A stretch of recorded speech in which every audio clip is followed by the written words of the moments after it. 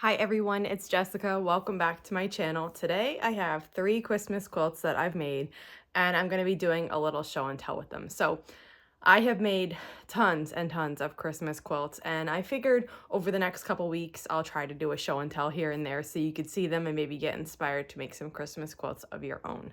So let's get started. I have 3 of them here and I just wanted to talk to you a little bit about Christmas quilts and fabric. So you have a lot of options when you're wanting to make a Christmas quilt. Any quilt can be a Christmas quilt design just by changing the fabric. So all of these Halloween and fall quilts here, they could easily be Christmas quilts just by using red and green fabric or Christmas prints, whatever it is that you like. If you're like a non-traditional Christmas and you like pinks and blues in there, that works too. So you can go as simple as, I'll be showing you this one in a minute, but this one's just a red and white quilt. Now there are a few prints on here that are winter or Christmas, but the large majority of them are just red and white prints.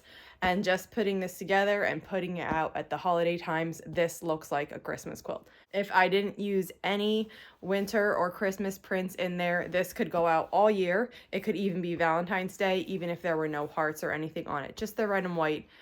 It's really versatile. You could use it at a lot of times. So that's one option. Just going whatever reds that you have and white, or if you like green, whatever greens you have and white. That can make it look Christmassy. Another way to go is to actually use a Christmas bundle and make a regular quilt pattern with it with the Christmas bundle. So this is my Scrappy Trip. There's a video here on the channel. I'll link to that below. But this is the Scrappy Trip that I made. This is a fun quilt pattern to make. And for this one, I used a Christmas bundle. So it has gingerbread, it has Christmas words, stockings. I also added in some basics here though to give more versatility to the fabric and to spread out the ones that are really designed, just to give your eyes like a little break. So this color, it's like a light mint green and it has a design on, I believe it's called Texture. There's a pink one, and so there's designs like that throughout that don't necessarily have anything to do with Christmas, but that look nice when they're put together with Christmas fabrics. And I also did that same thing here with this other quilt. I used a lot of basics right here with a Christmas bundle. These are my Christmas bundle ones, these two in this block, and I have a basic here and here. And by doing that, it's really fun and festive. You get your beautiful Christmas prints in, but I always like to add basics to my quilts. I find that it adds visual interest. It gives your eyes a little break on a fabric that doesn't have much of a print. And it kind of like, even using it, highlights the prints that you did use. So let me show you these 3 quilts in detail. I'll link to all the patterns below, and let's go ahead. So this is my quilt pattern called Abloom. This was in the first book that I wrote, Season to Taste. I've since updated it. It's in my Etsy shop. And this is what the Christmas version looks like. I made this a few years ago with a collection that had the cutest vintage looking prints right here and here. There's also a red one there with it that I kind of fussy cut the centers on.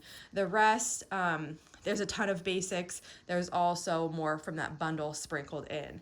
Here, instead of using one blue, this color here is usually a yardage in this pattern, but here I mix in some blue fat quarters just to give it a little sprinkling of interest, and I like how that looks.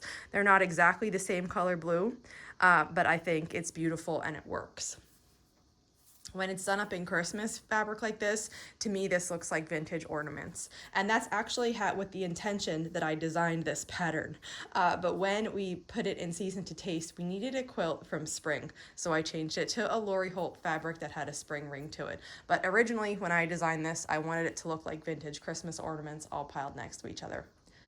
Let me show you the back. It's super cute. When this Christmas collection came out a few years ago, it had a panel with it, and I used it on the back. I don't always know what to do with panels. I did have a really successful panel quilt that I made this summer, but otherwise, I kind of struggle with using panels in a quilt. Here I chose to put it on the back, and I just piece this into my backing, and it makes a cute quilt back. So I love this little touch to it, and I love this Christmas version of Bloom quilt. Next up is my Christmas Scrappy Trip.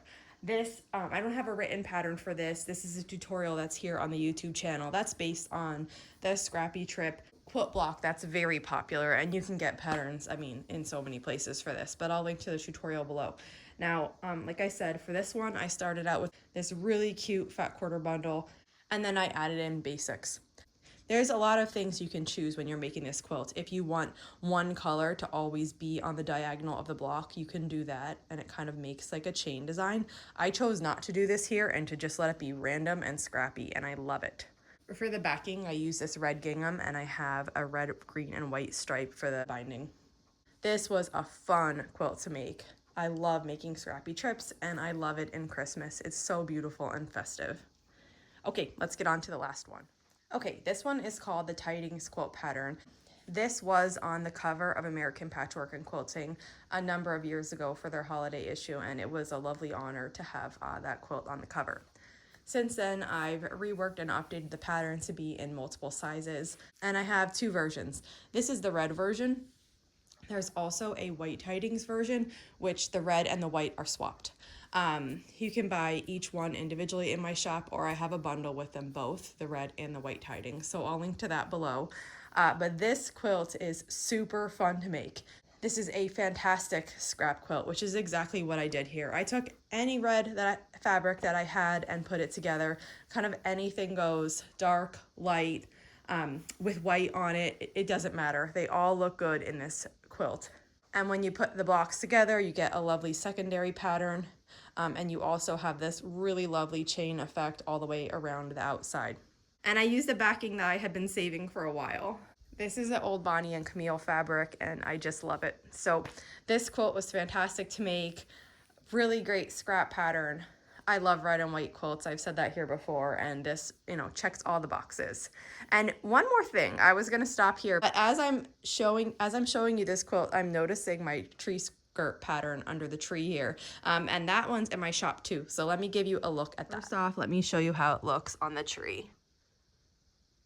It's a pretty big one, and I like how it sticks out quite a bit past the tree. I like the look of that. The one that I had made before this wasn't at this big, and I didn't like how you really couldn't see it under the tree, so I made this one a little bit bigger. I'm gonna pull it out now and I'll show you the whole thing. Okay, so here it is.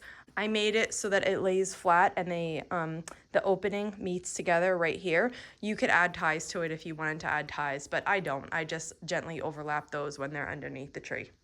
This was a really fun make.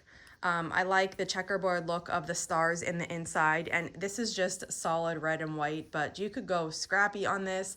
You could even go colored, and I think it would be beautiful. With a scrappy white background and colored stars and colored checkerboards, I mean, I think you can't go wrong. So I just wanted to pop this in here and show it to you really quick since it was staring at me from under the tree. And you can see I have my old one under there. That was just a red and green one. I keep them both on there because my cats like the thickness, and then they can just lay underneath the tree. So those are the quilts that I have to share with you today in my little Christmas quilt show and tell. If you have any questions, just let me know. And if not, I'll see you back here soon. Thanks for following along.